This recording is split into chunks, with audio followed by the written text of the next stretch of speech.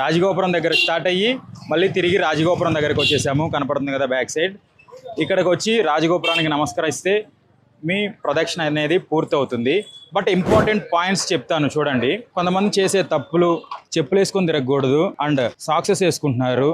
Socks కానీ చెప్పులు కానీ ఎవరు వేసుకుంటారు అంటే కాలికి అరికాలకి దెబ్బలు తగిలి నడవలేని పరిస్థితి ఉన్నప్పుడు మాత్రమే వేసుకోండి చెప్పులు కానీ సాక్సులు కానీ.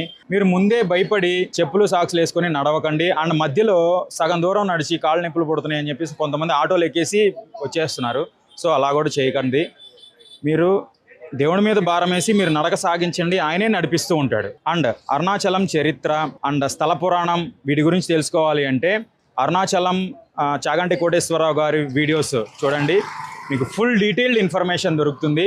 అండ్ లాస్ట్ పాయింట్, మీరు అరుణాచలంలో స్వామివారిని దర్శించుకోవాలి అంటే మీరు అనుకుంటే దర్శించుకోలేరు. ఆయన అనుగ్రహిస్తే, ఆయన పర్మిషన్ ఇస్తేనే మీరు ఇక్కడికి వచ్చి దర్శనం చేసుకోగలరు. సో మీరు అరుణాచలం ప్లాన్ చేసుకుంటే ఫస్ట్ ఆ శివయ్యని వేడుకోండి. స్వామి నేను అరుణాచలం రావాలనుకుంటున్నాను, నన్ను అనుగ్రహించండి అని వేడుకోండి. మీకు పక్కాగా దర్శనం దొరుకుతుంది. ఇక్కడ మీకు స్వామివారు అగ్నిలింగ రూపంలో దర్శనమిస్తారు. ఇదే అండి ఫుల్ డీటెయిల్డ్ వీడియో. నాకు తెలిసినంత వరకు ఫుల్ డీటెయిల్స్ మొత్తం నేను ఈ వీడియోలో కవర్ చేశాను. వీడియోని లైక్ చేయకపోతే వీడియోని లైక్ చేసి ఇంకా మీ ఫ్రెండ్స్కి, మీ ఫ్యామిలీ మెంబర్స్కి షేర్ చేయండి. మీకేమనిపించింది అనేది కామెంట్ రూపంలో తెలియజేయండి. Thank you.